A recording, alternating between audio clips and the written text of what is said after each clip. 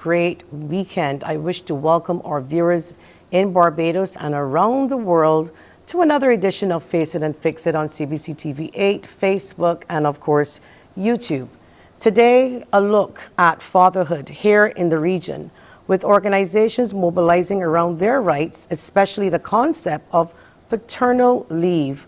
What are the challenges and the issues which need to be faced and fixed? We'll meet members of two organizations, one regional and the other local, from the Parenting Partners Caribbean member Joseph Heron and founding member Mrs. Janet Brown will be joining us to discuss parenting and paternal rights, my apologies.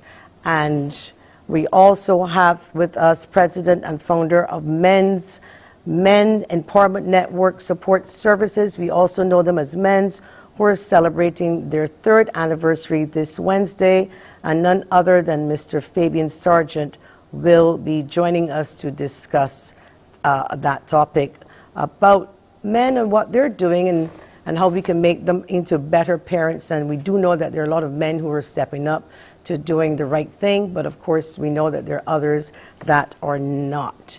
We're also going to be looking at droughts seen across a lot of the world.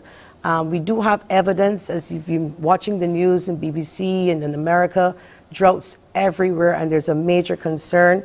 And joining us to discuss basically climate change is none other than Dr. Elon Cadogan, GCF Climate Fund. He is representing the GCF as the National Project Coordinator, Caribbean Community Climate Change Center, and you know him from joining us every other Friday, but we have him on today, Monday. Now, there's a reason why I did not put the preamble, and I wanted to just introduce our guests because I want to go right into what's on my mind. And what's on my mind is food security and the fact that there's so many droughts all over the world.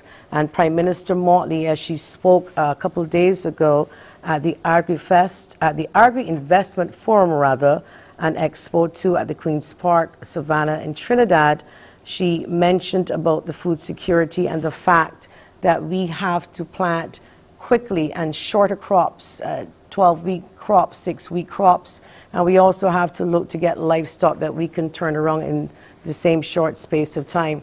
What are we doing around the world in order to slow down the impacts of climate change? It is real, it is important, it is here. It has destroyed or can destroy economies, and as you can see, Prime Minister Mottley is saying that it's probably going to go into 2022 where we may need to import more foods if we don't try to plant shorter crops now. So I'm looking forward to speaking with Dr. Elon Cadogan on all of the work that he is doing and they're doing with 5 Cs. And of course, during that segment, we want to give you a jump start as always. We wish to give some vegetable trays. We're not doing the dwarf trees this morning. We're not doing the herb trays. We are going to respond directly to Prime Minister Mottley's call. So on the list with vegetables, we've got sweet peppers, we've got lettuce, eggplants, kale, tomatoes, beets, and okras. We are giving away those vegetable trays this morning. So stay tuned. Keep your little notebooks one side because we're going to be speaking and we're going to ask you a question pertaining to something in that segment when we speak with Dr. Cadogan on climate change. As always, we encourage you to call us at 228-5562 or 228-5563 or send us a WhatsApp message to 228-5562.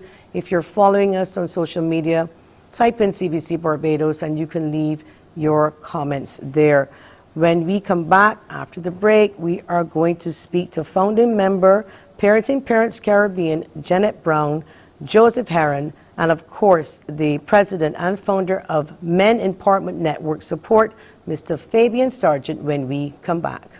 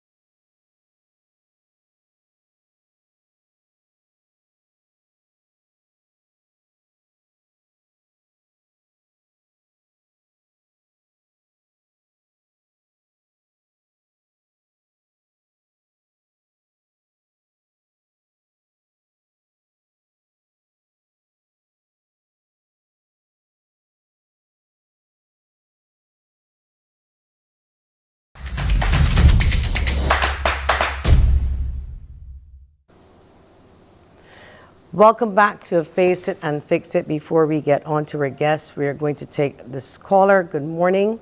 Face It and Fix It, you're on the air. Good morning. I'm a resident of Durance in Christchurch, and I'm having a mosquito problem. The government hasn't been fogging for some time. I would really appreciate it if they would start fogging again. All right. Would you like to leave your address with the producer so that we can pass the information directly on to the Ministry of Health? And your contact information, of course. All right. Thank you, caller. Okay, well, mosquitoes, as we know, it's hurricane season, and we're going to get some rain, and we've got a lot of rain recently, on and off, but I've seen an increase in mosquitoes, certainly my side in St. Philip. Now, I wish to welcome our guest, Janet Brown, founding member, Parenting Partners Caribbean, and Fabian Sargent, president and founder of Men Empowerment Network, also known as MENS. Good morning. Hi, Fabian. Good morning. I can now see you. Yes, Kai, good. Nice to see you. This is always an interesting topic, but before we get into the meat of the matter, because Fabian is no stranger to the show, welcome back, Fabian. So let's start with Mrs. Janet Brown, the founding member, Parenting Partners Caribbean. Could you kindly tell us about the organization? Well, okay. We're go back to 1991. There was a conference of organizations that work with parents, and one of the issues that emerged from that conference it was that there weren't most everybody were relying on 2 or 3 keynote speakers to come and do their presentations or workshops on parenting. Everybody was overloaded, but primarily concerned that the materials that we had, the data we had, was from overseas, was foreign, and that there weren't a lot of good locally produced parenting materials to help us. So 9 different organizations met for almost 2 years to decide what kinds of materials we would need to be culturally appropriate here in Jamaica. And so that's how Parenting Partners was born. Originally, we were representing 9 different organizations who were concerned about this. Over the years, it's now over 30 years, I think, almost, the organization remains a team of people who work generally elsewhere. A few of us have retired as oldies, but it's a consultant team. We now have about 13 different members.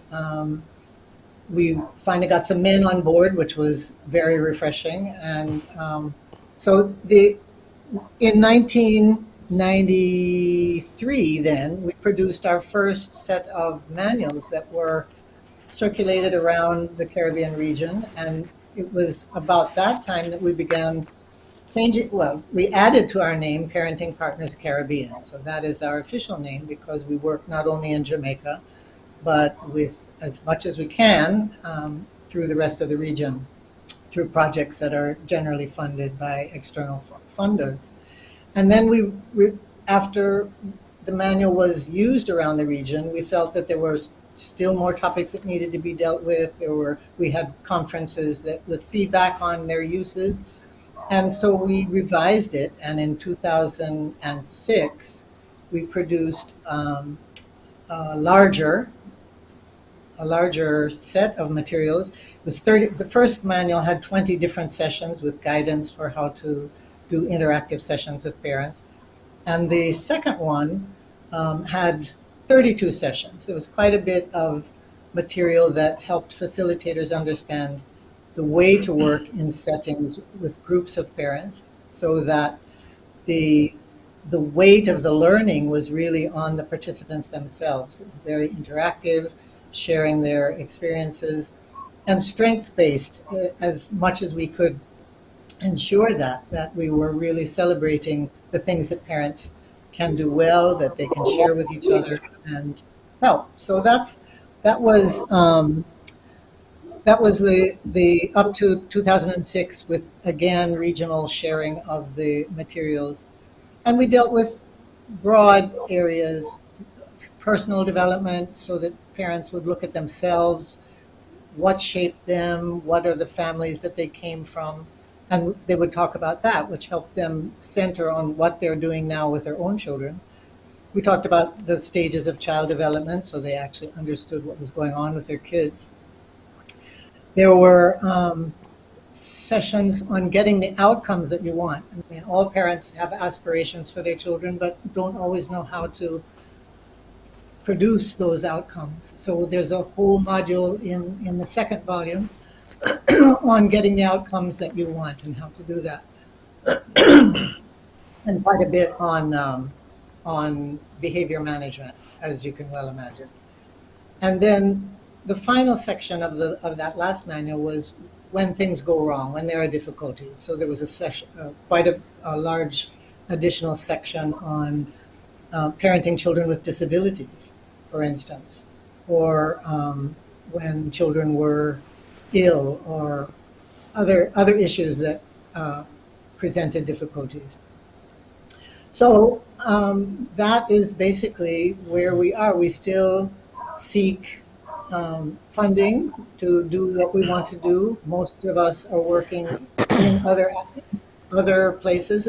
That's one of the reasons why Joseph will be a little late joining us, Joseph Heron, because he's tied up with Ministry of Education responsibilities this morning. But he did say he would come on, he hoped, in about 15 minutes. So I hope we can hear from him, because we want to talk specifically about our most recent regional project on affirming fatherhood.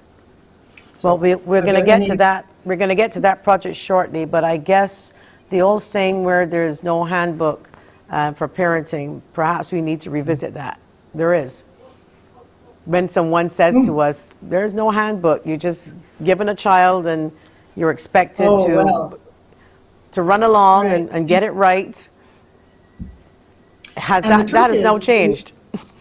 Well, or changing. I have to say the handbook is available, I guess could be available to parents, but it's really for those people who work with parents. So it's still a bit at a distance. So that's something that perhaps we need to think about. What we try to do is get community-based leaders who are in schools, churches, community centers, wherever there are people who work with parents and can use the materials, that they engage parents in these topics.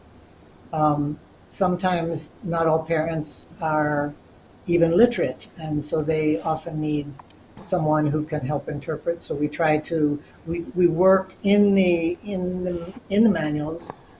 The materials focus on activities that parents can do. It's not just lecturing, and it certainly isn't lecturing or just giving information, but getting parents to experience, to talk, to role play, to reflect, to confess even, to share their issues with their children, with their partners, with the economy, all the issues that impact on being a parent and creating sometimes real difficulties for parents.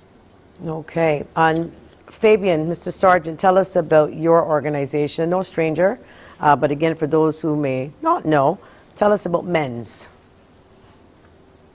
Good morning, and thank you for having me. Men Empowerment Network Support is an organization for men where we focus on the social and emotional learning of men. Ultimately, we try to create safe spaces for men to share and talk and express themselves.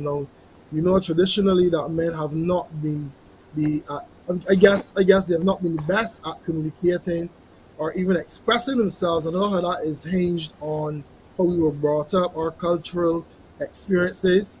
So what we try to do, we try to create those spaces where men can just come out and be men among men, and we have a cohort of professionals, whether it be psychologists, social workers, such as myself, and other persons like coaches and so forth that are part of the team that help to guide and shape these men, I guess, and providing much needed support, because sometimes that is all they really need. They need someone who can listen, someone who can empathize and sympathize and even show compassion and I guess ultimately to be able to communicate with them in a way that they can understand. So that is what we do as a men's organization. A lot of what we are undertaking now is work with young boys. So going forward, actually from next month, we're going to have some programs, a program Safe Zone, where we'll be working with boys 12 to 18 years old. We'll be working, I guess, with the secondary schools across Barbados, and also trying to create that space for these younger boys to come out and talk and share and experience a whole different type of learning, with all male facilitators. And we are going to have some stuff with the females as well, because young boys and young men need to understand how to interact and how generally to be in the presence of females and not feel threatened or feel intimidated in any way. At what age can they join the organization when they're considered a man, as far as your organization is concerned? 18, 21? If they're a parent? Well, we have what we call the Young Men's Program. A Young Men's Program, I guess, we start from around 12 years old. I get first form. So we work with secondary schools. However, we still do sessions for primary schools. If they do call us, we would work. If not, if needed, we do have the skill sets to work with younger boys, but our focus is on those adolescent boys, and we start from 12 years old, and then from like 18, they're really a major part of our men's talk forums and so forth. Okay. Can Go I ahead. ask a Yes, question? sure. Okay. I wanted to know how many men are in the actual organization who do all this work, because that's a lot of work that that you take on, working with the schools and different groups. It is. So It what's is. your pool of men So that you in the can draw on? organization, we have a pool of about 20 men who are qualified professionals who take on some of the load. Outside of that, the name Men Empowerment Network support. The networking there is very, very, very specific. We have a very large networking base where we also partner with other organizations if necessary. We even partner with the women organizations, because sometimes they Oh, cool. also have services. They have services like the crisis hotline. We work with Business and Professional Women's Club, so they may have services we don't. So we would refer men to some of their services as well. So we try to utilize the network if we find ourselves inundated, or if there are too many needs to be met. We definitely refer them to other organizations. It is not a competition, Right. Yeah. and we're Yeah, all working exactly. towards the same common goal, and we Right. must be able to work together as a collective group. You Go ahead. reminded me of an experience years ago in Dominica when we were doing some work on these same issues. And there was a men's group formed in Dominica for just like you describe it, for men to talk about these issues. I think maybe they were testing the manual at the time long ago. But they wanted to meet only as men, not in a mixed group. But after 4 or 5 sessions, they felt ready and wanted their partners, their wives to come. And so they then brought them in and felt that they were ready to talk. So I think those kinds of sensitivities are really important. That men do need space, as you rightly described, to work it through sometimes Yes. themselves without getting defensive. Correct, correct. And when we started as an all male organization. We still are an all male organization, but we embrace females. We have a number of females who come on board to support us, whether it be sometimes in refreshments, in assisting us with sponsorship, and they work Sure. tremendously in the background to make sure that all of our initiatives are successful. So we Okay. definitely Great. embrace the women, and we find that we must do it with the women. Well, we're going to take a quick break because I really want to respond to the refreshments part, but we're going to come back after the break.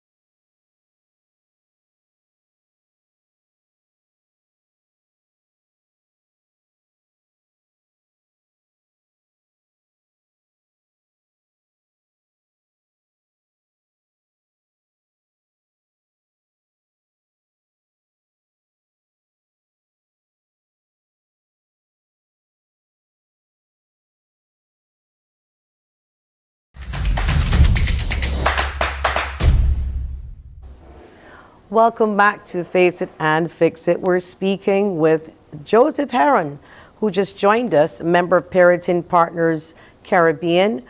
Before the break, we were speaking with Mr. Fabian Sargent, president and founder of Men Empowerment Network Support, and Janet Brown, also founding member, Parenting Partners Caribbean. Now, before the break, I smiled, and Fabian, you made me laugh when you said that the women's support, and when you mentioned the word refreshments, I was going to go on to say that perhaps we cut you off too early, because I'm sure you meant to say refreshments and some other types of support, because I had to laugh when you said the refreshments, because I'm about to say, are we only good for the refreshments?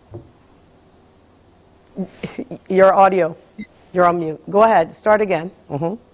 Okay. So I'm telling you that, sorry, it's not only refreshments. We have women who also assist, even with counseling if necessary, okay? I was referring to our men's talk forums, and we have the forums because they're all male, only men attend. So the women will get together. It's a consistent program. The last Saturday of every month we meet. So they get together and they'll provide the necessary things for us, which are the refreshments and so forth. But that is not all that they do. I also mentioned that they make sure that all of our initiatives are successful. You didn't hear that part? Well, thank you for clarifying from me and for those viewers who might have just heard what they wanted to hear. So we're now joined by Mr. Joseph Heron, and he's also a member of Parenting Parents Caribbean.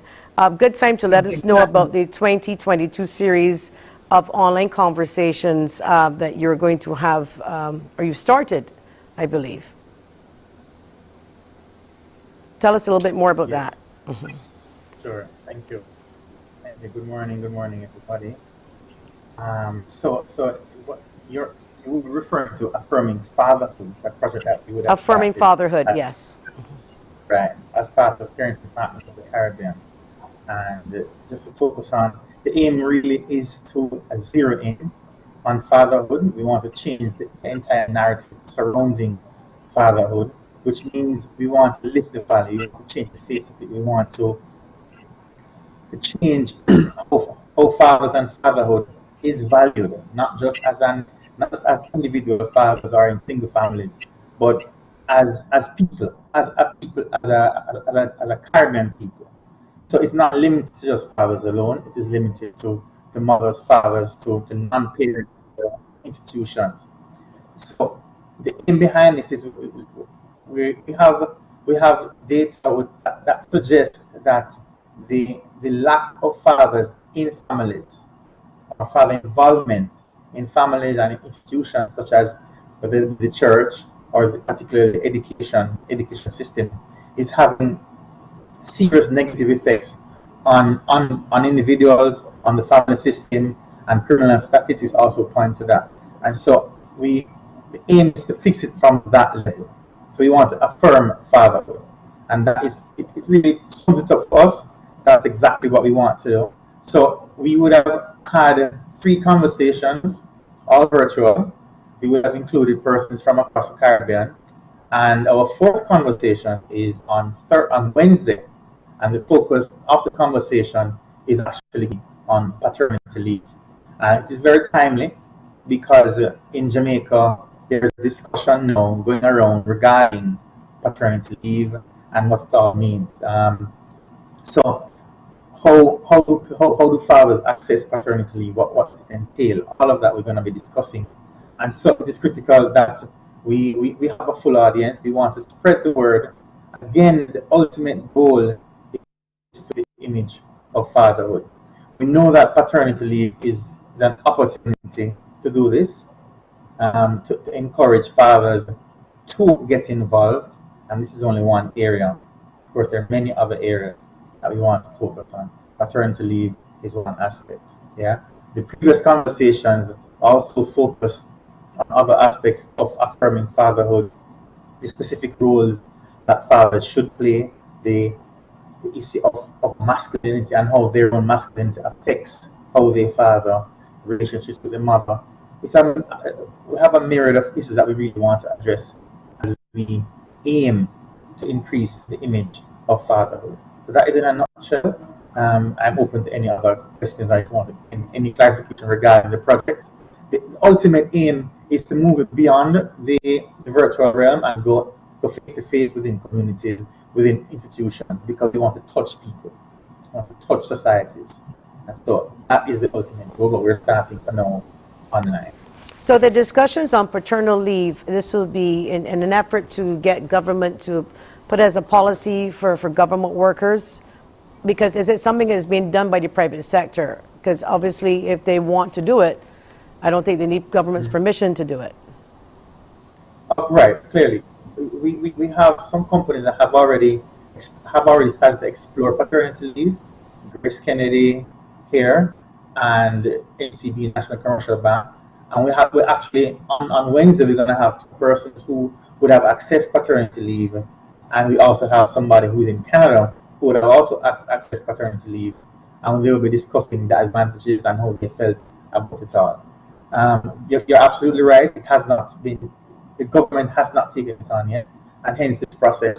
It has been announced that they are going to, and we have to go through a series of consultation with various stakeholders, and we're hoping that this conversation that we are having will contribute to that series of consultation, and that we will unearth some really positive and rich findings regarding paternity leave that will be taken into consideration for the policy before the policy comes into play.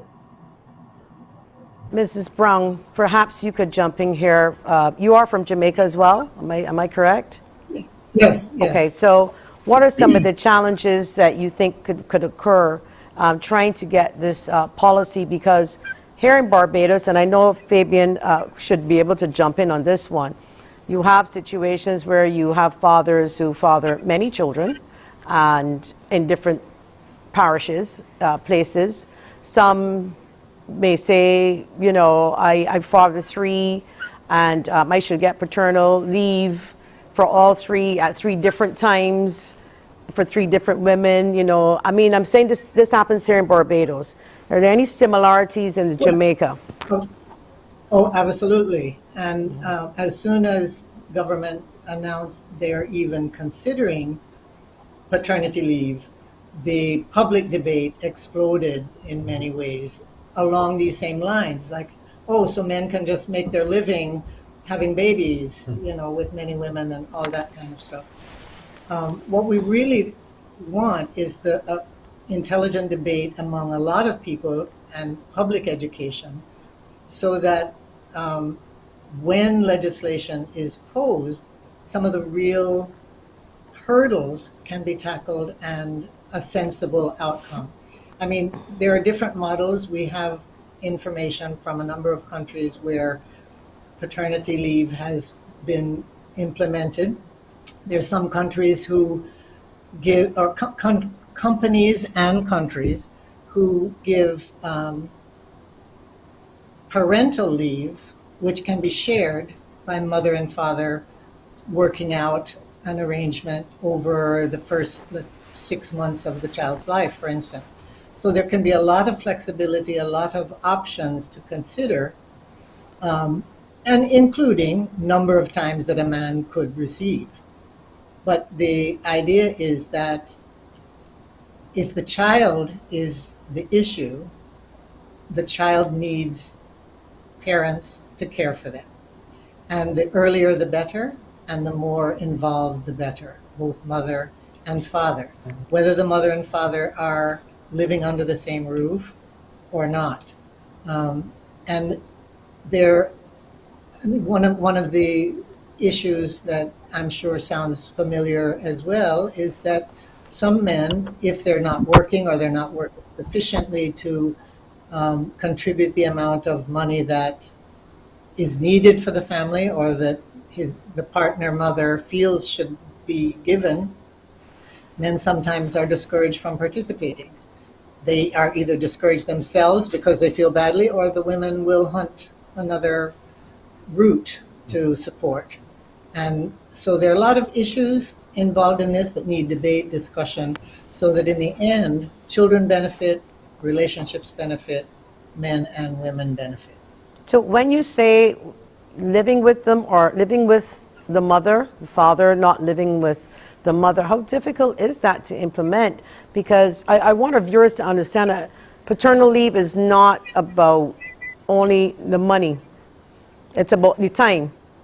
Because obviously you're Exactly. getting paid to stay home, basically, because you're going to get something to stay home. So Right. how And do we know that he is living with this woman that he's applying for this leave? And how do we know he's going to spend time if he's not living there? the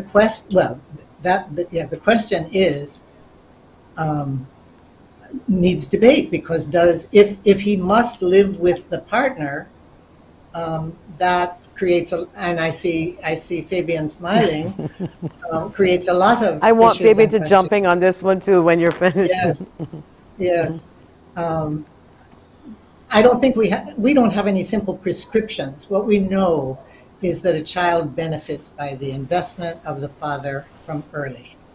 Time spent, and not just money spent, but time and investment and care. And we talk to many men who have spent those early months with their children, and it has changed their lives. So we know the importance of it. The debate has to be how to implement it in a way that is enforceable, is manageable, and benefits as many people as possible. So Fabian, over to you as it relates to Barbados. Similarities? So let me start by saying that we really need to work really hard towards changing the narrative and changing the mindset in terms of how people view fathers and see the whole process of fatherhood. Now, you just made a comment that made me cringe a bit, because paternity leave is not about being paid to stay home.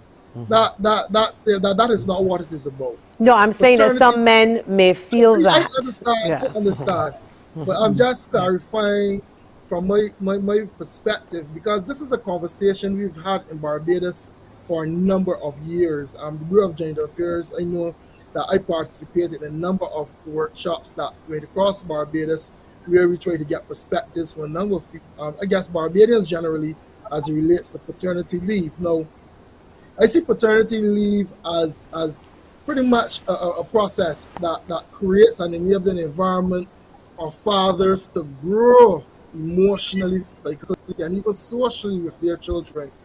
We often see a number of behaviors manifesting in the latter parts of life, and then you hear some people say, but if he had a father or if she had a father in his life, things would have been different. So the whole concept of paternity leave really is for that father to build that bond. It's also for that father also to understand the importance of building and that emotional connectedness with his child. So and not only the child, but it's also about providing support to the mother, because we understand that mothers go through a really difficult time. I mean, I wouldn't even try to even imagine what it is like to have to go through a pregnancy. I've been there on 2 occasions, full-fledged with my wife through 2 full pregnancies, and I watched her, and sometimes all I could do is just shed a tear because I could not feel her pain. But paternity leave would give fathers the opportunity to assist the mothers and bond with their children. And we are seeing the whole concept of fatherhood changing. I can tell you, if you look around, you're seeing a lot more fathers at the clinics, a lot more fathers in the playgrounds. You're seeing a lot more fathers out doing stuff with their children. And I can tell you that that whole perception and that cultural shift is happening. It may be happening slowly, but we can see, I can tell you, as we move around the island of Barbados, I can tell you for sure, I've been in the player park recently, and it was only fathers, and I felt really, really good when I looked around and I saw only fathers with their children. It may sound like something out of a movie, but these things are real. So men are stepping up, and I think that we do deserve the right, and it is a right, to really, really be part of the developmental process from as early as possible with our children. Well said, and I do And agree with you that the it's changing a bit. But when you say that the conversation needs to change, I would like the behaviors to change faster from a lot of the men, because I can I tell agree with you, women But are Continue. hurting still. Go ahead. I think Janet wanted to say something. well, I hear Joseph. Joseph, go ahead, because I hear you Go ahead, bursting. Joseph. Yeah, go ahead, Joseph. Lots of behavior to be changed, not just among the men, right? Because we have to acknowledge that there's a role that women also play in fathers not playing their role, and whether we want to put a value on it or whether we want to say it's more down to men or less down to women, the fact is that a father cannot be a father, a mother cannot be a mother without the involvement of the other. And so we have to work together. And what I'm finding is that, as Stephen would have said, there more men are coming out and showing that effort, that interest in becoming a father. But culturally, what we're finding is that there's a pushback from society, and the society will include both men and women.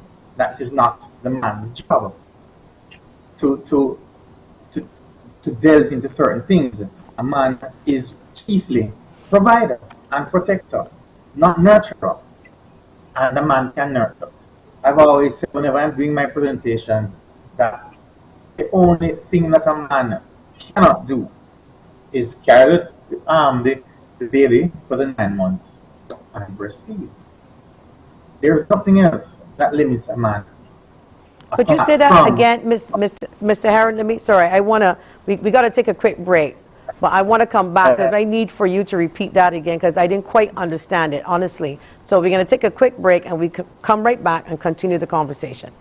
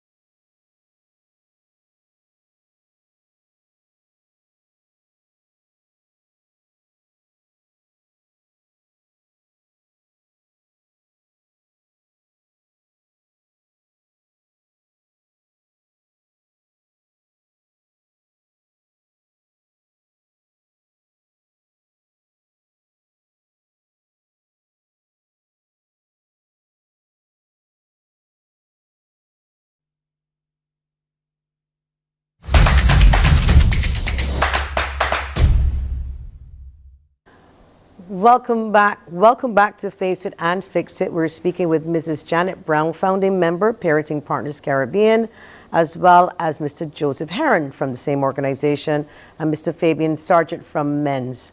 Before the break, I did get it from the producer that you're saying that the only thing that men cannot do is to carry the baby for 9 months and to breastfeed.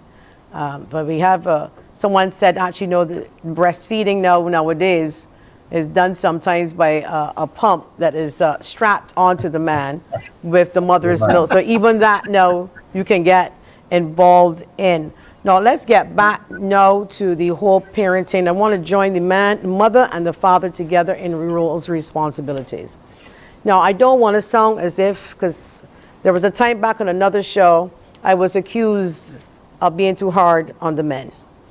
But we know that there are some women, they're absentee mothers, and their fathers who actually play that role very well, and sometimes you can't find the mother.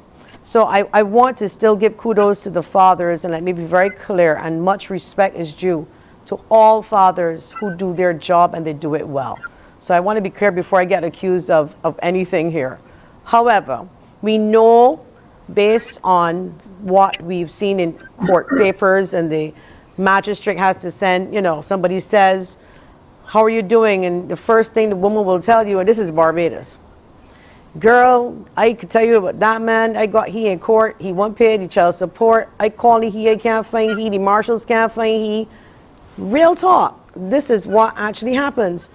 What are we doing, Fabian, here in Barbados, and then we go across to Jamaica, to help the women or to help the men better understand their role as a father? It is not just about come and give me $50 every week and we good, The part that is missing big time in Barbados.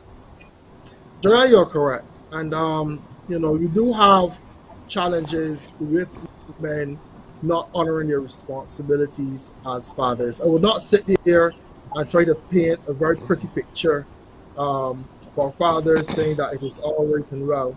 Now, I guess from my experience with the organization, men suffer from some real issues, some real sociological and cultural issues, and even issues from their childhood that affect their ability to accept or even understand their role as a parent or a father. And I've seen it in many, many, many situations where sometimes fathers, when they do some reflections, it's either that they never really had a good role model, they were never exposed to good fathering, they were never shown the good examples of what a father should be. And a lot of these things, the cycle continues to turn over and turn over. Now we have to reach to a point where we break that cycle. And the only way that cycle can be broken is if we really start with how we socialize our young boys and how we socialize our young men, in terms of letting them understand the importance of the whole concept of responsibility and even leadership. And the reason why I say leadership is that we have men that struggle with their own personal lives and what goes on from a real emotional and social standpoint, and not able to really grasp the whole concept of what should be happening. I mean, some men even operate where there's no sense of purpose sometimes. So I guess that we as Men Empowerment Network support Jump in terms of our workshops and our sessions and our safe spaces for men to come out and talk and express where these deficits are and see how we can really, really work with men. But the whole, I guess the whole point I'm trying to make is that men have to do a lot of self-reflection and understand their role as fathers in this society and understand the importance of their presence in a child's life as the child develops into various developmental stages. All right, and to be fair, we're going to flip it now. The women, and women probably will cringe look at me and say, come on, Joy. But no, let's get real. There are men in this country and in the wider Caribbean that do not get access to their children and that want to be parents, that want to be there. Situation could unfold. Mom gets pregnant. She doesn't want the guy anymore. Sometimes it could just be for spite, where they will take the money and they will refuse the, visitation. Now, whereas a man goes to prison in this country if he does not pay child support and then gets a court order and breaks a court order after the next, he goes to prison. What happens to a woman when she breaks the court order and does not allow the man to see the child? These are things that, if we moving forward, that we have to be fair, because there are a lot of women and I say this without fear or favor, there are a lot of women that use men and take the money, sometimes not even for the child, and torture the living daylights out the poor man. And then he probably have to run to people like Fabian and organizations, but because they're too proud, they don't want to cry, they don't want tell people that how hurt they are. So they do this, push this chest up type of thing to be this man. Janet, how would you respond to some situations like that? Well, when Fabian was talking, I was wanting to recognize that a lot of women grow up in circumstances very similar to what he was describing with the men. They don't have a good, positive father role model in their life, or men in their lives who model the kind of partnership that you would hope they would have. There are women who, once the child is born, become all engaged with the child, don't want the father really, competing with the father in a way almost for the attentions of the child. And a man can feel pushed out by that emotionally as well, that her life begins to revolve around the child or her children, and she doesn't recognize, women don't always recognize how important it is for the father to participate and to be encouraged and supported in that participation. So we need to have these conversations with women as well. And affirming fatherhood is our way of saying, hey, let's pay better attention, let's flip the narrative, as we say, so that, yes, there are some negative fathers, there are some absent fathers, but let's talk about those who are doing a good job, and let's make them understand how well they're doing and feel good about how well they're doing.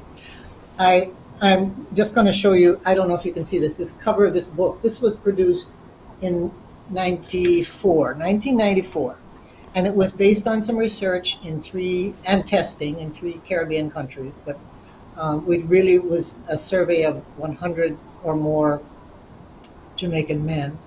And the findings showed that men did value their fatherhood role strongly, but often did not feel it enhanced them. That there wasn't recognition that it gave them status in the way that their peers gave them status for other masculine type things or sports or whatever. So that they wanted to play a role, but they often didn't feel their contributions were recognized. And that was one of the important findings of that. In fact, we're actually thinking about maybe revamping this same booklet so that we bring it up to speed, that we create discussions and activities that can engage men and women together and separately on these very issues, and maybe add some of the new issues that have emerged that need to be discussed. Okay, let me ask the guys here, do you think that our expectations are probably a little too high, what we expect from fathers, from men as a father? Because the talk is always very sweet before the pregnancy. The talk, even during the pregnancy, isn't so bad. But when the actual baby comes, things change. Sometimes men may not understand postpartum depression, things that women go through. They don't feel attractive. Sometimes, they're upset. A man doesn't understand. He wants to move away from the woman. I'm wondering, is it that our expectations are a little too high as it relates to what we expect from men? Or should it still remain high? Should we lower them? I don't think it's high. It's just that we have different expectations and different value and different standards for fathers that we have for mothers. And because for so long we have been hearing mothers' voices and not necessarily fathers' voices, we have become accustomed to not hearing and not valuing and not accepting. So when a father does step up, maybe we don't understand the narrative, we don't identify with a father and how he's doing things. It's very different. Fathers and mothers parent differently. and we have to accept that. And so a lot of men don't even know how to father. Okay, we are frozen there. We have a WhatsApp message coming in. We get the producer to put it up on the screen. Is it that men or boys see their fathers?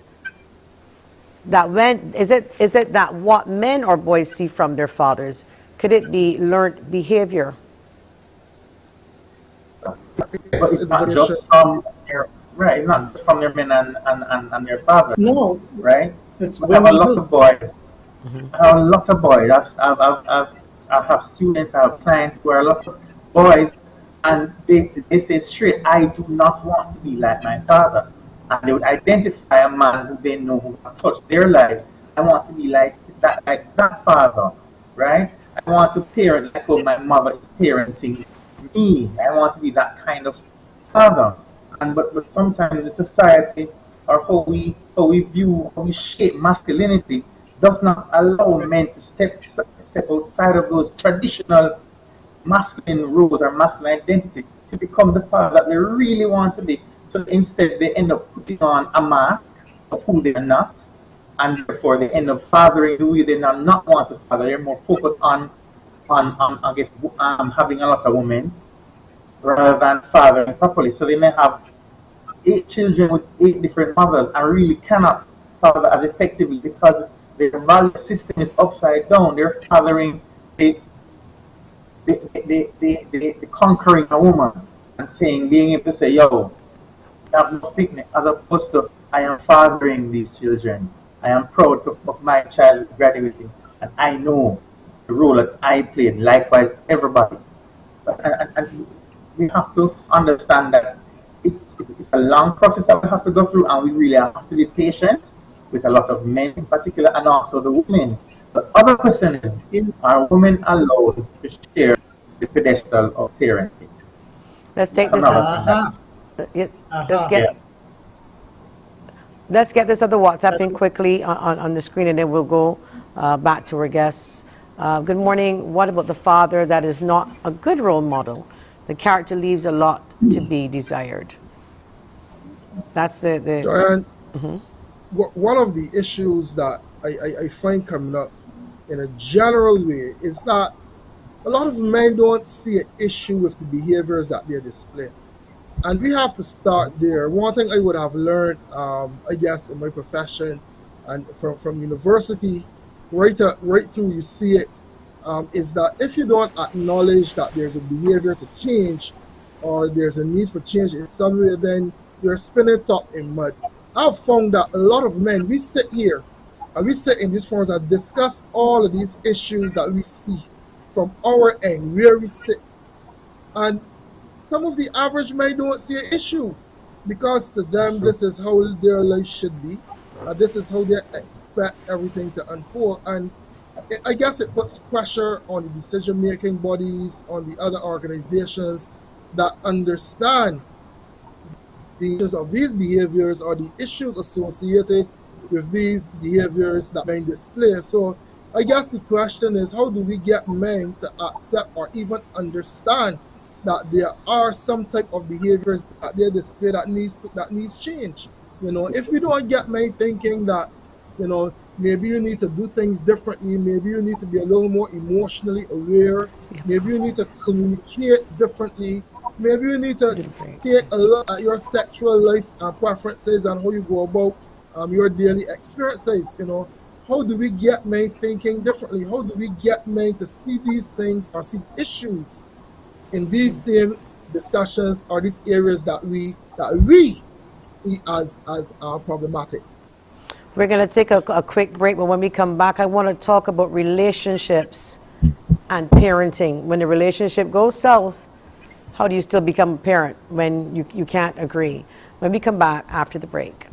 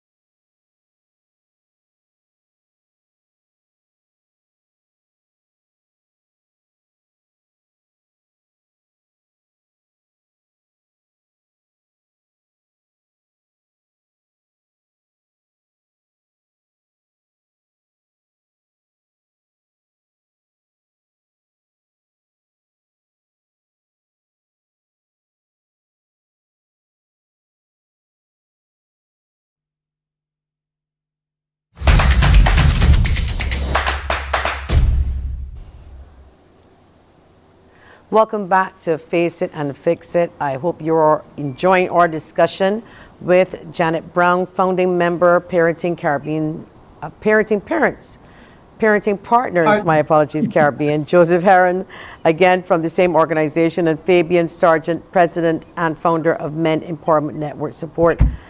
We always know when it comes to parents, this is always a hot topic, in particular fatherhood. Before the break, I wanted to ask Mr. Heron before he leaves, and then we'll continue to talk with Janet and Fabian. In Barbados, and you can tell me if this happens in Jamaica, and I would imagine it's a Caribbean thing. Girl gets pregnant, boy leaves girl, before baby comes, relationship, she still wants him, relationship issues, and then this sort of spike thing happens. Is that part of, or could it be part, if it isn't, part of one of the solutions to parenting, where you got to learn either how to co-parent when you can't get along, or try to help them fix the relationship for the sake of the child? Is that something that you're also looking at within this organization? Because it's common. Well, we have not. That is going to be one of the things that we will discuss. We haven't got to that as yet. But generally speaking, in the project, right, in the project, where co-parenting is concerned, before even co-parenting, we have to go into the individual and how they see parenting before they even get together. We advise our boys and our girls, know yourself, simple as that, before you get involved with anybody, and choose your partner carefully. If you know that this man has 5 children with 5 women, you don't want to be number 6, so therefore don't get involved. And when you do get involved, have that discussion whether the child comes, is planned or it's not planned. Have that discussion. When the unplanned child, when you realize you're pregnant and it's an unplanned pregnancy, have that discussion. You know, how is it going to go? We're not together. We're not going to be together. What's going to happen after? But critically for me, how you begin is a lot. Person that you choose. Unfortunately, some persons just don't willingly choose their partners or the father of their children. Unfortunately, but generally speaking, we have to be more responsible in our sexual behavior, particularly men, and 2, in how we choose our partners. That will determine a lot in terms of what happens after the breakup. When things go south, the children ultimately are the ones who suffer the most. And that has not been a major part going forward of how persons are counseled or how persons are trained post breakup where parents are concerned. And that has to be a major aspect, because most marriages are ending in divorces, and many children are being born out of wedlock. That has to be part and parcel of any parenting group or body or session that we're going to have to be dealing with going forward.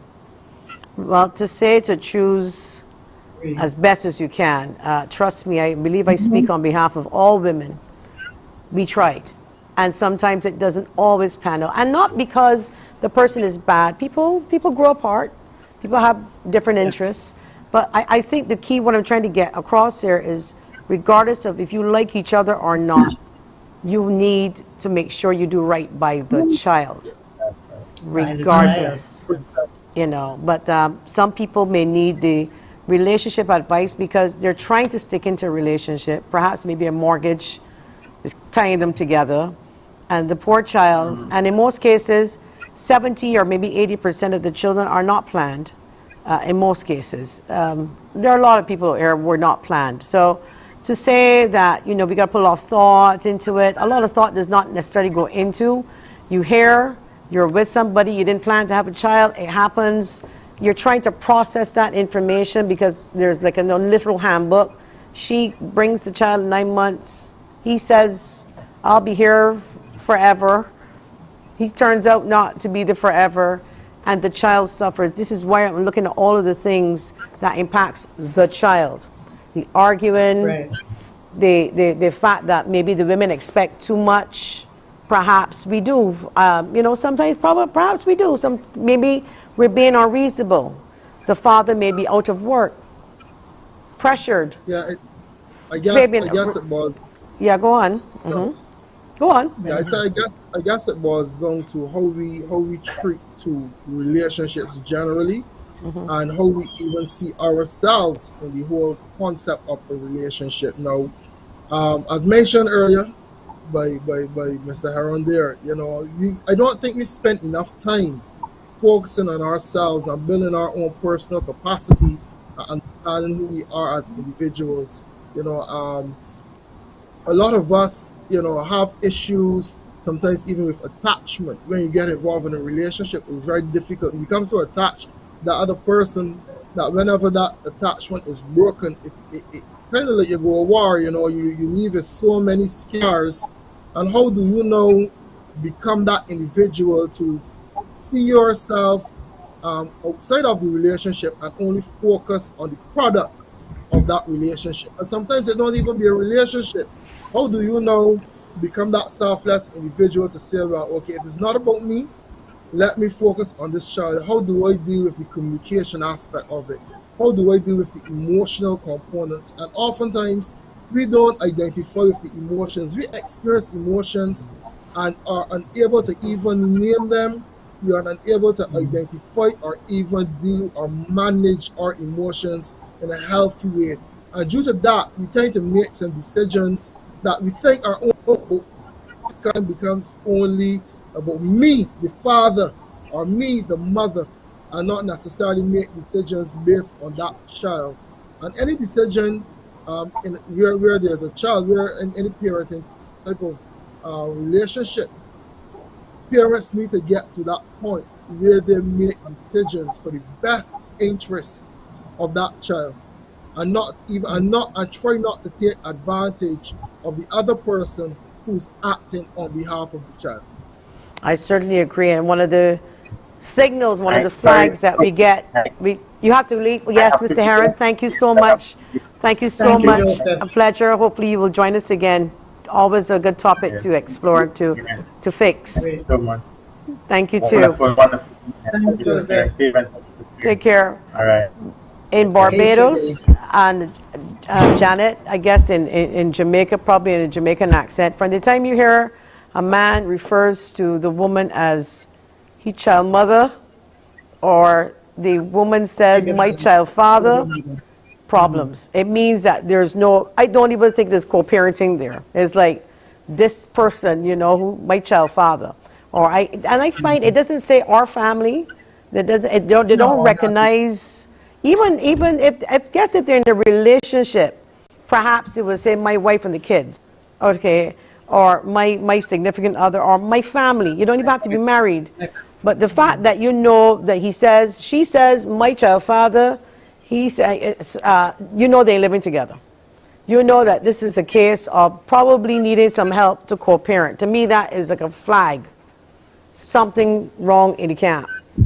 Fabian? But sometimes we how they socialize as well too. I mean, I get what you're saying, but I know that there are sections of society that, I guess the way we refer to each other, it varies. And while I do understand, yes, the relationships may need some work, I also understand that is how some people are socialized and how they refer to each other.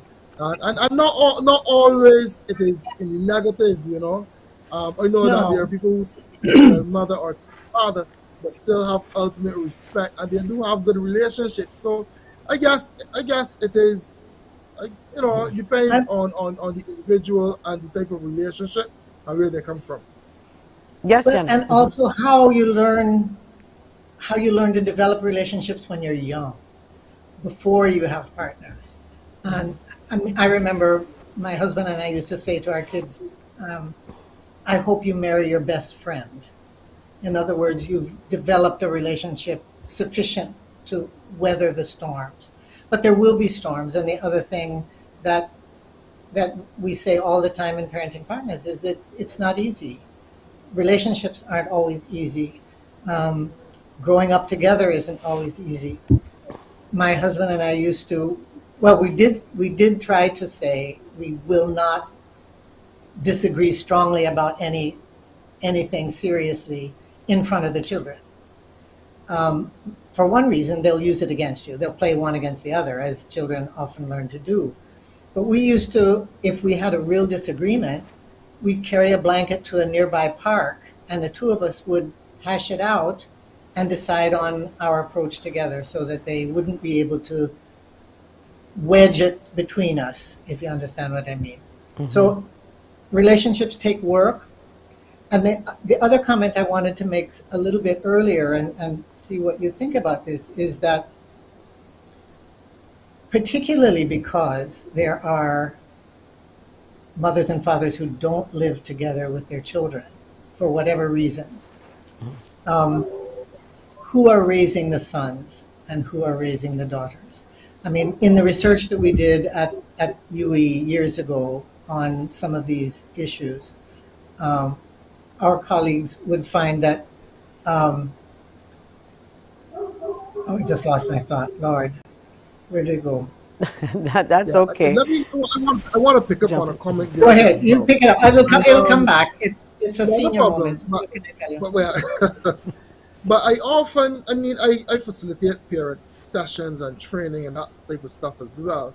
And I know we often say that, and it's quite common that we do not, you should not, I guess, deal with your conflict in front of your child. You wait until the children go to bed or you go elsewhere and you deal with it. And while that is okay and it serves its purpose, children are very observational. They learn from observation. And when we separate children from how we deal with conflict, then we are not teaching them how to deal with conflict in relationships when that time comes. True. And that is True.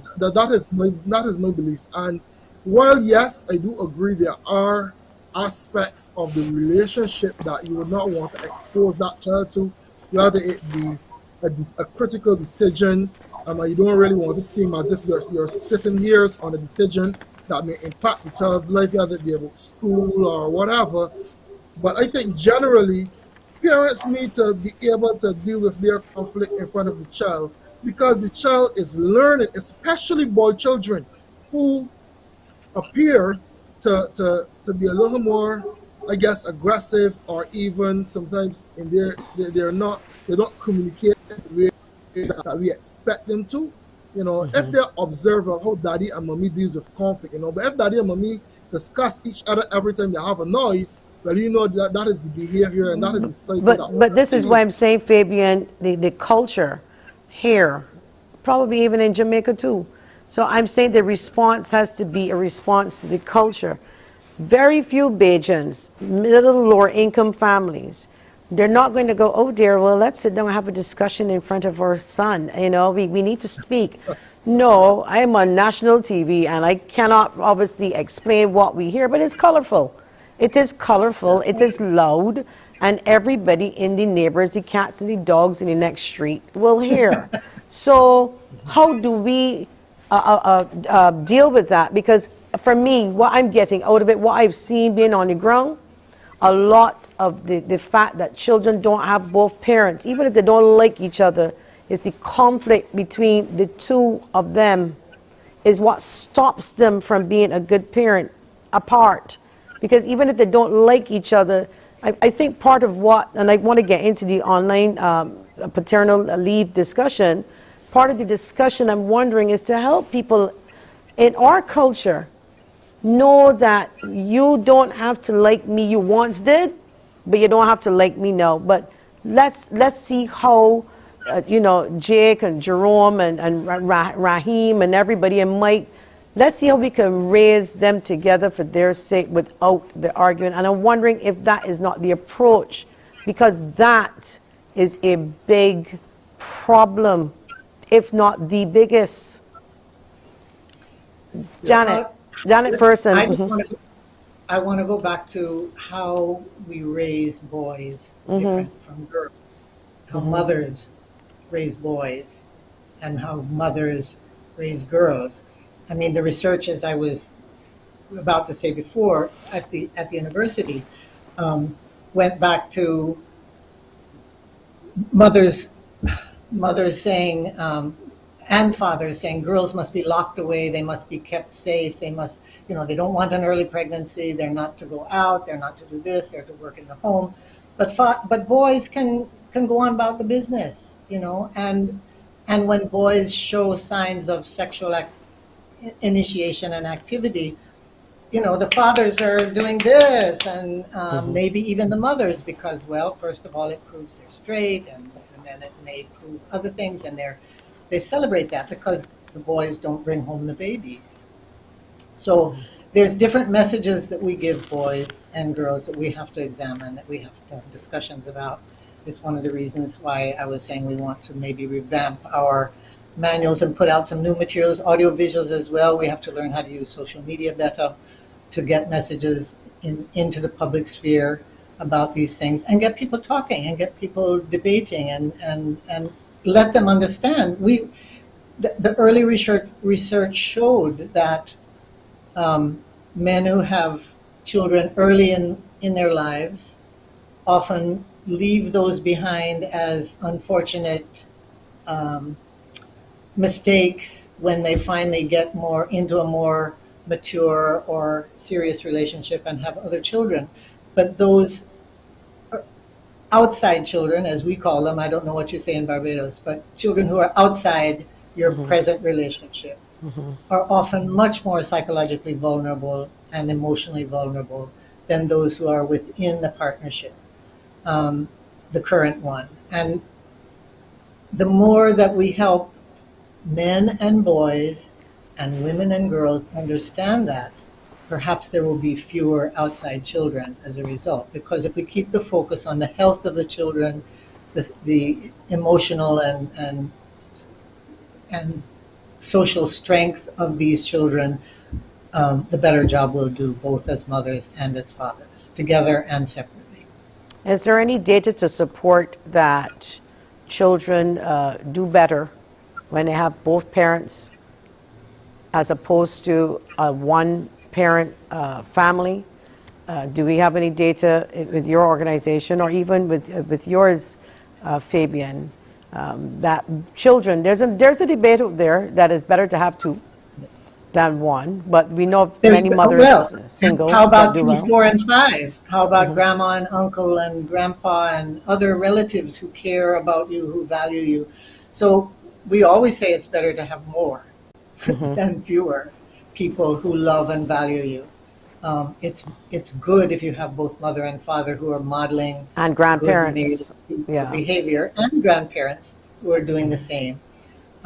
So there's no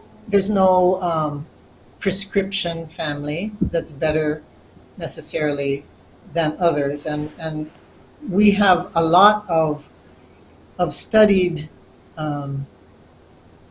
data in the Caribbean, some of which came out of the work at Caribbean Child Development Center years ago, and Parenting Partners in their projects, that show that the more loving people in a child's life, and the better, but also that there are no perfect families, and there's no prescription for it in that sense. Well, let me just put this to Fabian.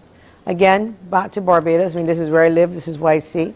There's a lot of pressure on men when it comes to jobs, and not being able to support financially causes a lot of strain, and possibly even insults from the woman who herself is strained because she's probably lacking a little sleep looking after the child, and then going after the man in a vicious way. How much of a factor is that? Does that play a major role here in Barbados? I've seen it, but does it play a major role, the pressures of not having money as it relates to becoming a better father, or just a good father?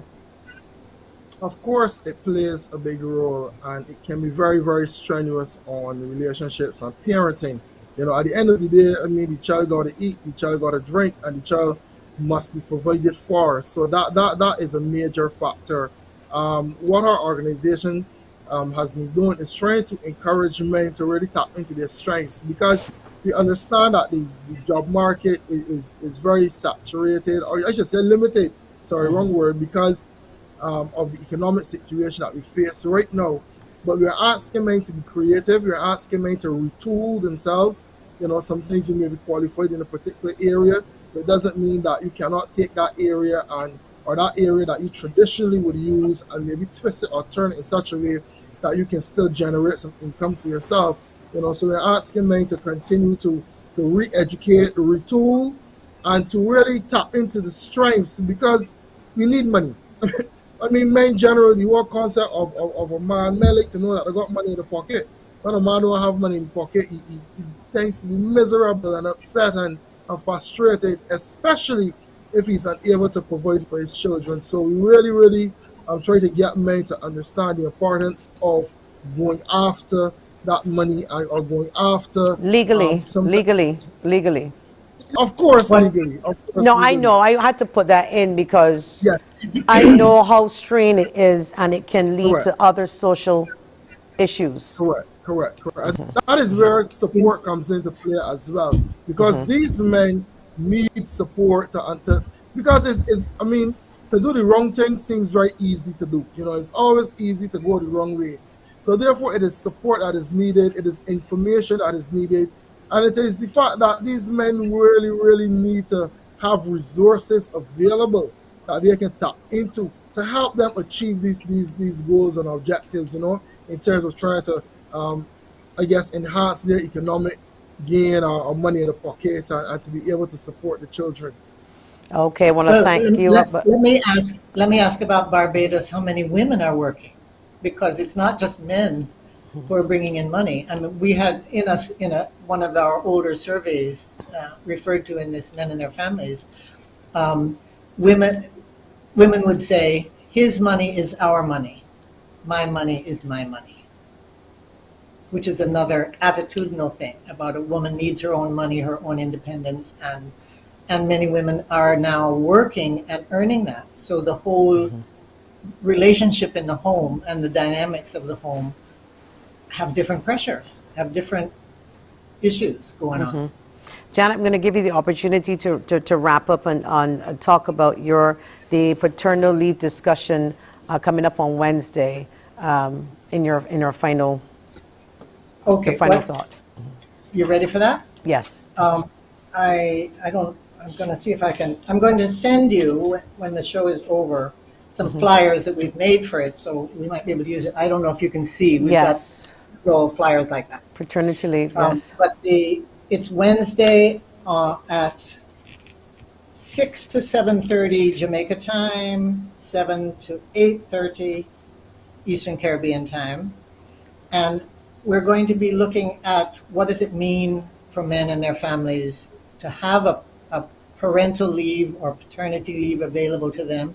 Should governments get involved? Does it have to remain with the private sector? If it remains with the private sector, is it then only a benefit for the middle and upper classes who have solid company jobs or not? What's in it for men? Is it a benefit that they see this as something that they should advocate for? Is it something that women would advocate for? We want to have a conversation. There's no, as I think Joseph and I were trying to say, there's no prescriptions yet, but we need the debate open so that when legislation comes to fruition, as we hope it does, it will make sense, that it will really benefit, first of all, children, but also benefit relationships and partnerships of men and women. So it's Wednesday, the 24th of August, at the times that I told you, and it's a Zoom meeting, and the link is on the flyers, and I'll send it to you so that maybe you can help circulate it as well. Thank you so much. I want to thank all of our guests.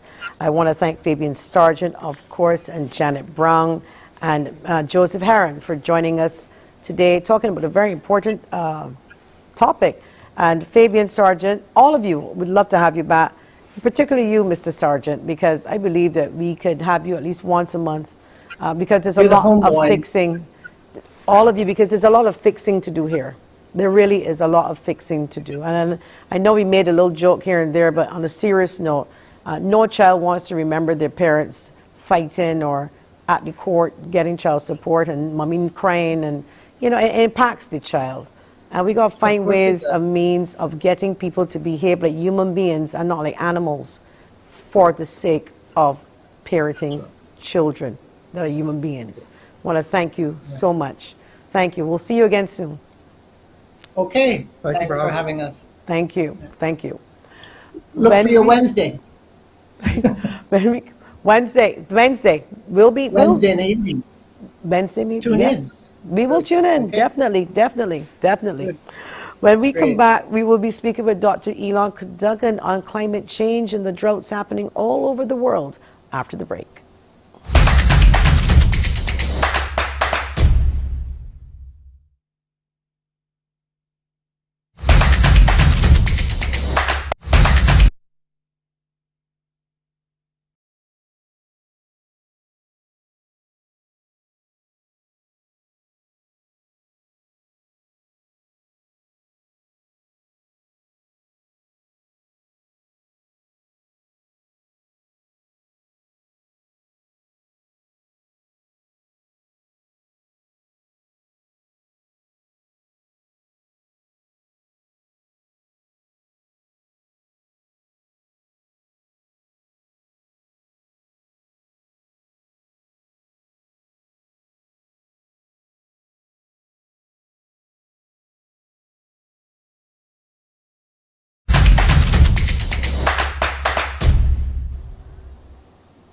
Welcome back to Face It and Fix It. Normally we have this segment on Fridays, but we don't have Fridays for the time being. So we jumped up to Mondays and we're going to do the same thing, give away some trees with Dr. Elon Cadogan, GCF National Project Coordinator, Caribbean Community Climate Change Center, also known as 5Cs. Now, in my preamble, I mentioned Prime Minister Motley's trip to Trinidad and making note of the droughts around the world and the food security being impacted and everything related to climate change. And this morning we did want to have Barbados Water Authority on, and truthfully they were coming, but unfortunately last minute they had some emergencies to tend to.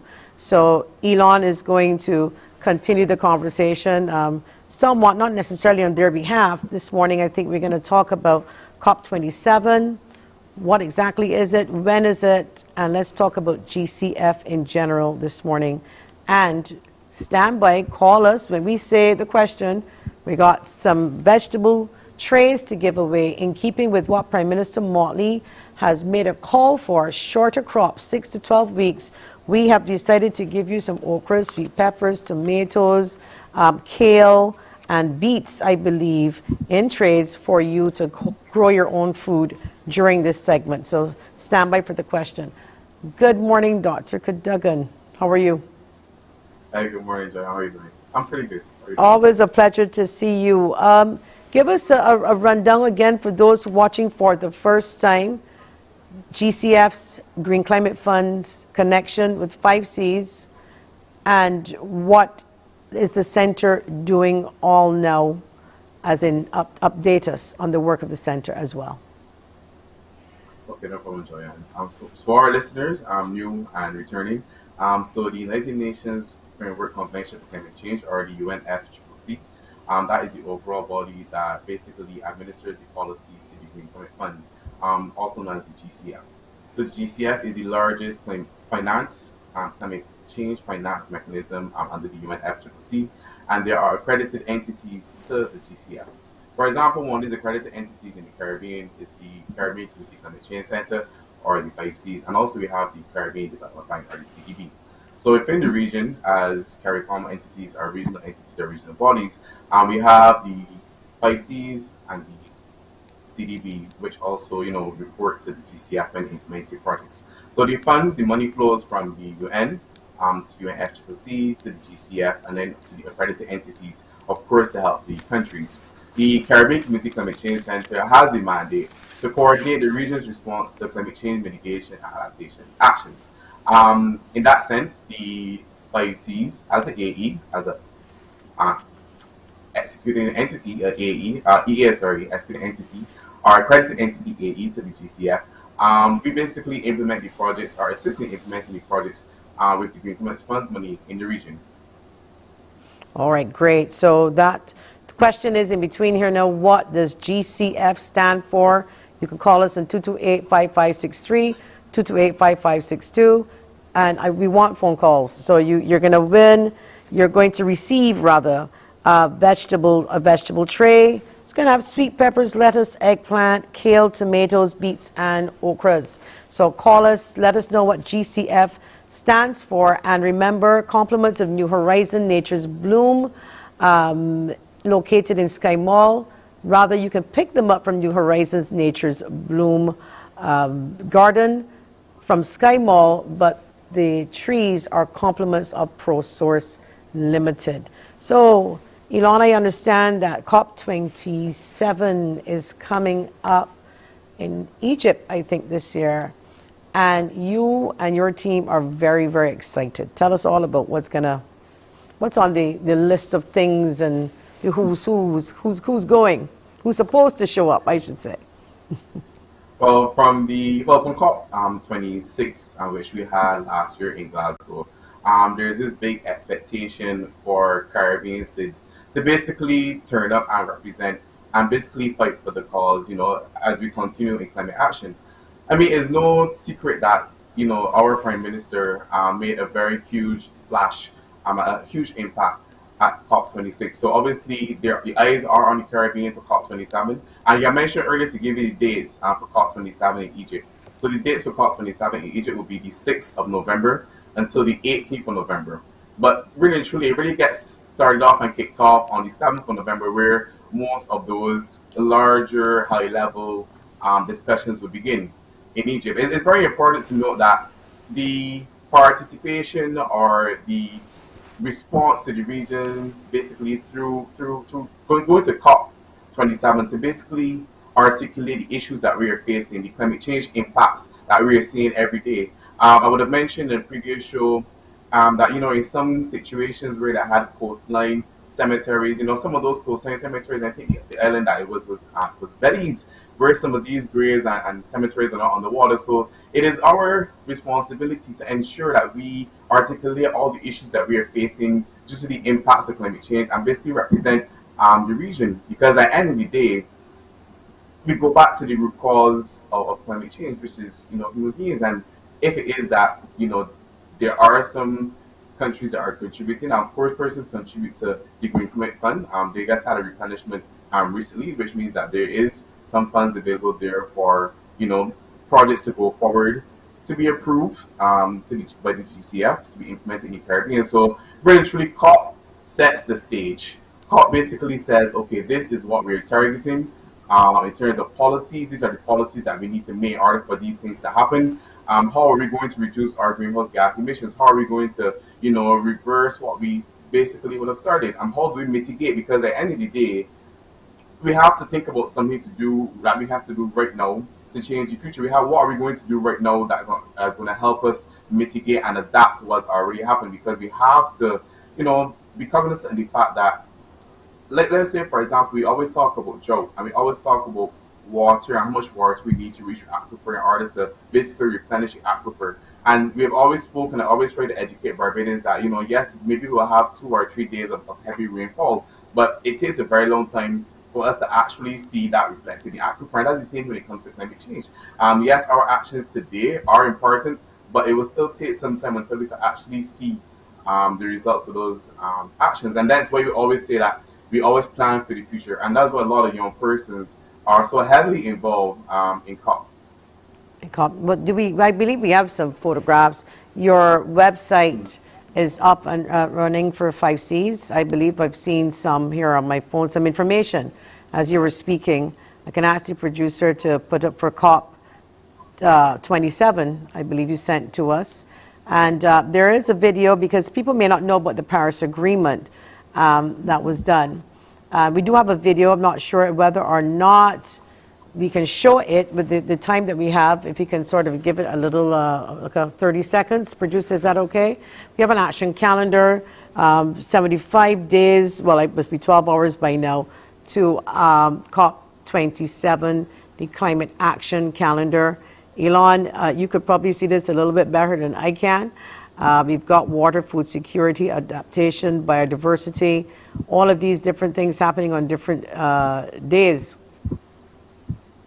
Yeah, that's correct. So basically, it gives a chance for persons who may be cross-cutting. And cross-cutting meaning that you may want to attend the finance meetings on the ninth, and you also may want to attend the biodiversity meetings or the water safety meetings. And obviously, finance is extremely critical and important when it comes to the implementation. So a lot of persons, that's where the finance part is, I think on day three of the conference. So it's spread out. There are some side events within the sections themselves, which means, for example, they may be, I think on the 12th of November, I think there are like 250 side events occurring that day, which means that maybe persons will only be able to attend, like say 10 or so. But you really have to choose which sessions you attend. And I also want to encourage persons listening, because COP is shared on YouTube. So persons can just go on YouTube, they can just log in on YouTube, and they can also follow the proceedings of COP and basically keep in touch with what's going on. Okay, well, I want to just read something here from Prime Minister Motley. Has warned of more disruption to food supply into next year as a result of droughts in North America, China, and other parts of the world. Prime Minister also went on to speak about whether it's rabbits or chickens or fishing, we need to find shorter ways of producing the food and not the long-term crops. She's asking farmers to sort of look at 6 and 12-week crops, suggesting that we focus on this as much as we can because we're in a problem all related to the droughts happening in England and in Europe. I think that I don't know if we're doing enough. I know we're trying, but I don't think people are really jumping on board as fast as they should. And we need to push harder, which is why we are having these shows. There's COP27, 5Cs, not only just the execution agency for the projects, but also getting involved in the promotion of the work that they're doing and educating the public on climate change. What else can we do here in the region? We've got 5Cs and we're promoting. What else can you encourage Barbadians to do? As Prime Minister Motley is more or less sounding an alarm, not to panic, but a call to action. Well, I actually think that is time to sound the alarm. The Prime Minister basically said, and there's a term that has been used over and over, climate crisis. And I think that really and truly that is where we are. If we look at the models, look at the projections, Caribbean cities worldwide, LDCs, least developed countries, we have to take account of, what are the negative climate change impacts. And if we really go down to the grassroots level, if we really walk about in our communities and we could actually start to identify, where climate change has had a negative and a significant negative impact in our daily lives. I mean, really and truly, we had a segment earlier on talking about men and being able to support the families and women being able to support the families. But yeah, again, I could not stop thinking about the day when they went to that school, where the students were saying that when they don't have water to get it, the entire day is disrupted. And I talk about students that have special needs. So I mean, like we have to start to articulate to those persons, what our climate change, negative climate change impacts are. And the thing is that as developing country, or a recently developing country, most of the developed countries and those are the persons who contribute to the fund. So you can understand that at the end of the day, the persons responsible are trying to make an effort, to allow these other countries who are negatively impacted so heavily to get some access. Are we going to show a little clip on the video? And don't forget, call us 228-5563, 228-5562, and let us know what does GCF stand for. And you are going to collect free of charge some vegetable trays, 6-week crops for yourself to plant in your backyard. Let's play the clip.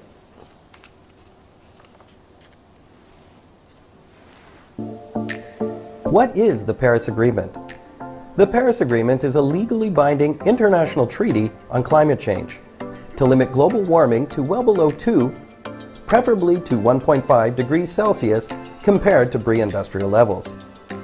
This requires economic and social transformation to face the climate challenges now and moving into the future based on the best available science. The Paris Agreement works on a 5-year cycle of increasingly ambitious climate action. By 2020, countries communicate their plans known as nationally determined contributions. Countries communicate actions they will take to reduce their greenhouse gas emissions in order to reach the goals of the Paris Agreement. Countries also communicate actions they will take to build resilience to adapt to the impacts of rising temperatures. This may include information on adaptation and finance flows. The Paris Agreement also provides a framework for financial, technical, and capacity building support to those countries who need it.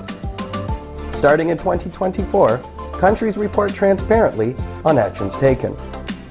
Collective progress under the Paris Agreement will be assessed through a global stocktake.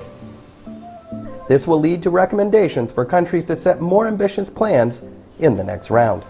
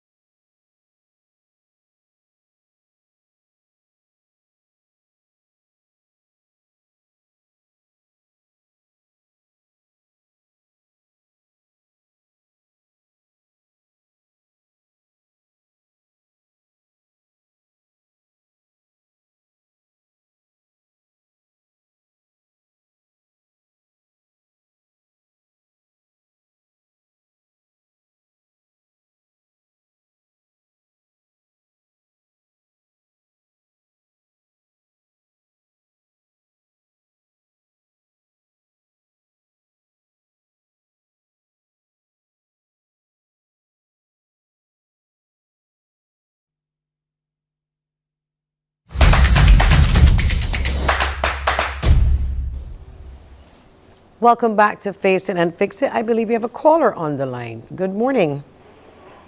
Hi, good morning. You have an answer for me? Yes. Is it Green Climate Fund? Is that correct, Dr. Cadogan? Yes, that's correct. And the GCF stands for Green Climate Fund. Well, ding, ding, ding. We have a winner. You should, good for you. Paying attention. No, New Horizon, Nature's Bloom in Sky Mall. You have to pick up your vegetable tray. Please stay on the line. Give your number to the producer. And you're just going to go home with some sweet pepper girl, lettuce, eggplant, kale, tomatoes, beets, okras. She'll leave her name and number, Elon. We'll know where to get some vegetables from when they come in 6 to 12 weeks. So let's talk about now the greenhouse gas emissions and all of what we are trying to protect. Now, someone asked me this morning that they said that we talk about this, but we're not talking about what we're doing wrong to cause the planet to suffer. And you can correct me if I'm wrong, is everybody has a part to play. These small island states don't necessarily put enough into the atmosphere to impact the climate to the point that there's global warming. There are bigger countries that do that. But we are small. We are on the receiving end of the practices of human beings worldwide, more so. So we now, GCF, 5Cs, come up with ways and companies to help finance and execute a lot of these projects that would assist us to mitigate some of these, the impact. One such method is water, by making sure that we know a little bit more about water conservation And I know you have done a lot of work and still doing a lot of work with the Barbados Water Authority. Is right now the focus for 5Cs right here in Barbados. So correct me if I am wrong, so that people will understand our role is to more or less prepare, but we still have to be conscious of our environment. We don't want you to dump, for example, period, but especially near a water course, near the water zones, impact the reservoirs, because apart from having droughts, man now will create additional problems to our sources of water. Could you tell us a little bit more about the WA's work with you as it relates to water and water conservation and the projects? Okay, no problem. So in terms of implementing the WSRN as Barbados project, and I want to start using the word aquasure, because I know later down in this segment we're also going to show a picture of our newly launched Instagram page and also our newly launched website. So Okay. the aquasure project is just branding for the WSRN Barbados project, because there's a lot to say in one bit. So aquasure Barbados is where we're going now. So the work that we do with the Barbados Water Authority is that we actually work with the government of Barbados and one of the implementing agencies of Barbados Water Authority, one of our major entities that we work with the Barbados Water Authority, because we understand that water is vital. As you know, water is required for life. Water is life, which is the 2018 slogan, or 2019 slogan. You would have mentioned something earlier. The Prime Minister would have said regarding, planting crops that mature faster, planting crops that require less water. So basically, what the Prime Minister is asking Barbadians to do is adapt to climate change. Plant crops that are more drought resilient, therefore require less water. And we are still going through that drought period, and it is forecasted that the drought periods will become longer and it will be a little bit more intense.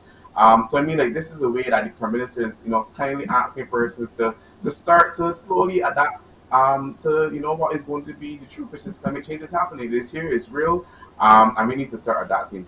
You answered a question about what we can advise Barbadians to do, to reduce their greenhouse gases emissions. And this may be seen as a very small solution, but I think it's practical in some way. My suggestion would be that we should start trying to carpool a little bit more. Persons would have recognized or seen that, obviously driving vehicles that have these carbon dioxide emissions will obviously increase the carbon dioxide emissions for the country as a whole. And if it is that we have that chance to, get a ride with a co-worker to work, get a ride with a co-worker or a friend we're going out or whatever, have a one designated driver, some of these things may actually be able to help. When we, try to, in our very small way, we issued a small challenge to persons about a month ago in terms of, remembering to turn off that faucet when they're brushing the teeth, remembering to turn off the faucet in the shower when you're lathering. That was one of the suggestions from someone who would have wanted some plants a couple of weeks ago. So I guess want Barbadians to think holistically, and also from a few weeks before that, just obviously turn off the lights when you don't need them. These are the small things that, as a country, if everybody plays their small part, I think we'll be able to, further reduce our greenhouse gas emissions and carbon dioxide emissions. Of course, when we talk about mitigation, you can also think about, having those solar panels. Those persons who, are interested in getting solar panels, and we're going to encourage to get those solar panels to help reduce your dependence upon the fossil fuels. So there are a lot of things that Barbadians are able to do, our viewers are able to. It's just that you have to determine which solution is most practical for you and which solution is most easiest to adjust into your lifestyle. Because at the end of the day, we always go back to that word, a paradigm shift.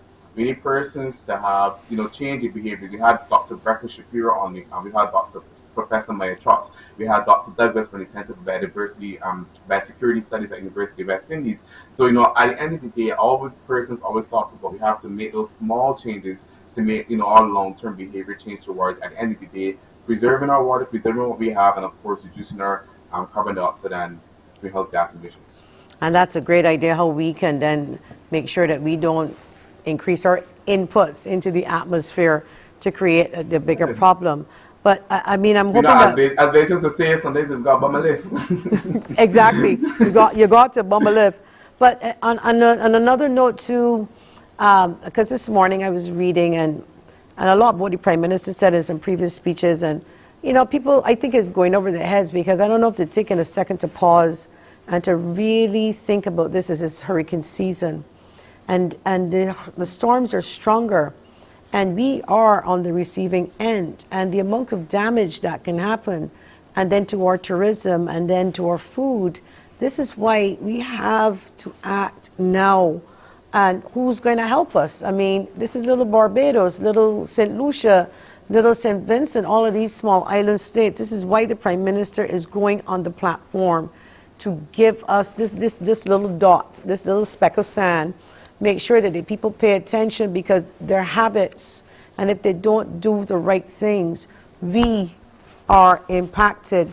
The coastline is impacted. The houses along the coast are impacted. Even coming in inland, the droughts. There's no food if there's no rain, and there's heat strokes. There's so many things. There are bushfires that are happening in California.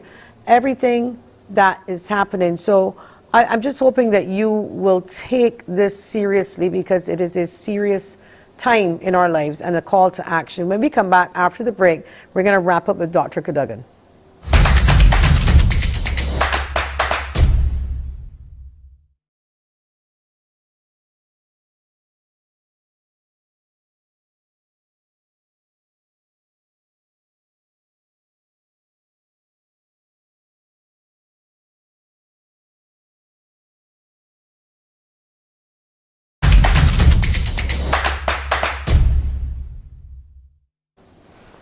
Welcome back to Face It and Fix It. Dr. Cadogan, the handle for the IG, as it's now fresh, new coming out, it's an Aquasure BB, AQUASURE BB, with the, okay, because I want our viewers to know. I think we may have a little picture of it there just to show that IG slide and also the website. Do we have the IG slide, producer, so we can show that it's the correct? Because I have it here on my phone, but I just want to make sure we have the correct one because I'm encouraging people to follow them on IG because they're now starting up the IG page.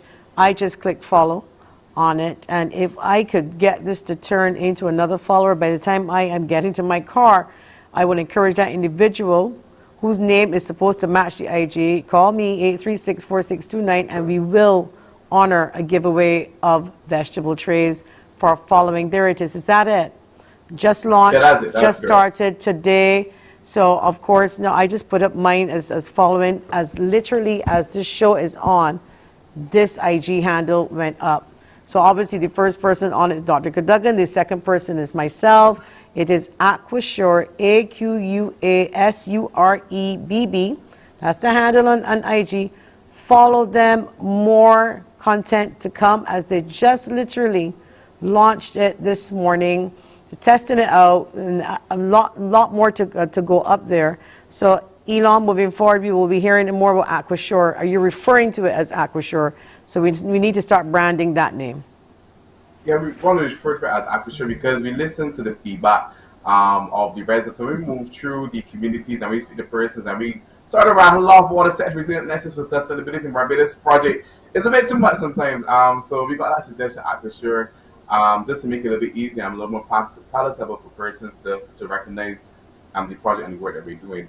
And also, I guess want to say that in also encouraging persons to follow and basically engage with what we're doing on our road to COP. I guess want to say that we're also going to do some giveaways as well randomly, of course via the Instagram, also on the website. We're just going to randomly on our way to COP get some handouts, some just little stuff, and just to say, I just want to say to stay tuned.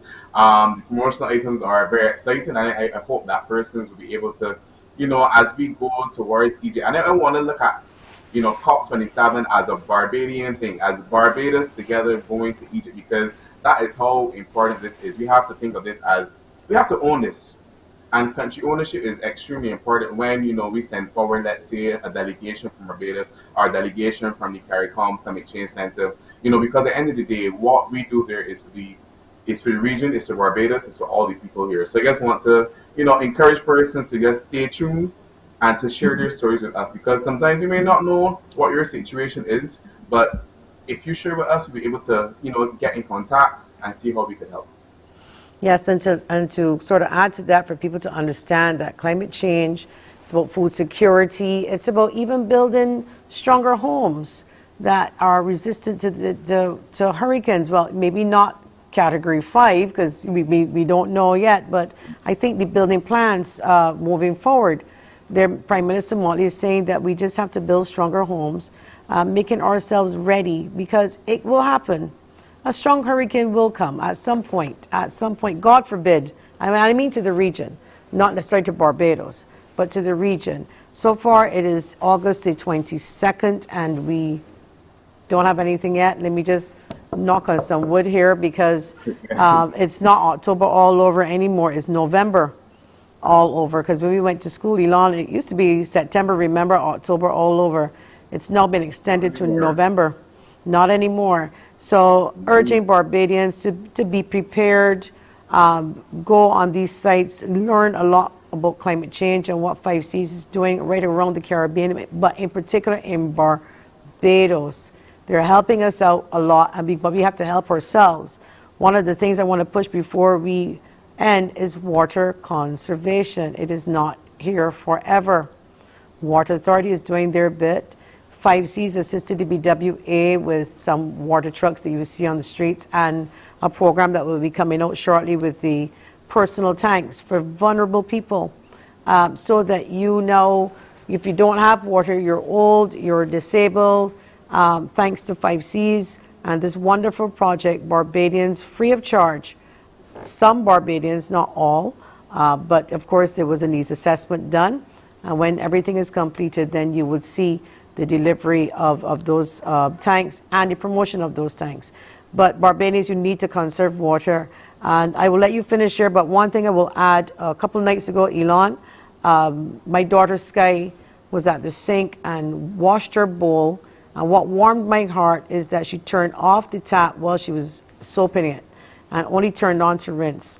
So I was very, very relieved that she washed the bowl, but also more relieved that she was conserving water. So I want to say kudos to Sky Boy. I put up the pictures on Facebook. I had to share them.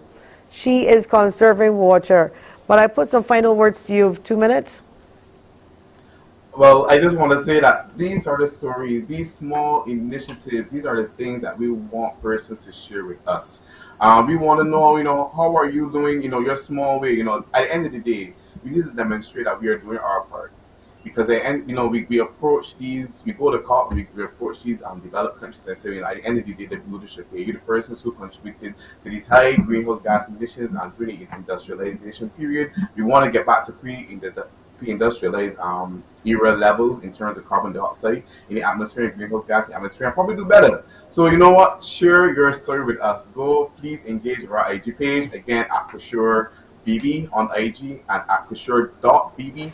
If you're using the internet browser. And please, just as I said, join us on that road to COP27 in Egypt.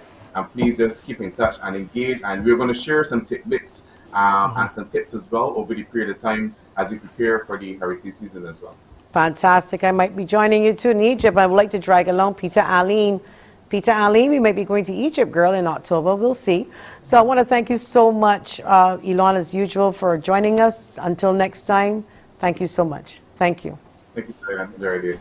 And to all of our viewers, thank you so much. We'll be back again on Monday, God willing. Remember, Mondays from now on for a little bit. Until then, take care.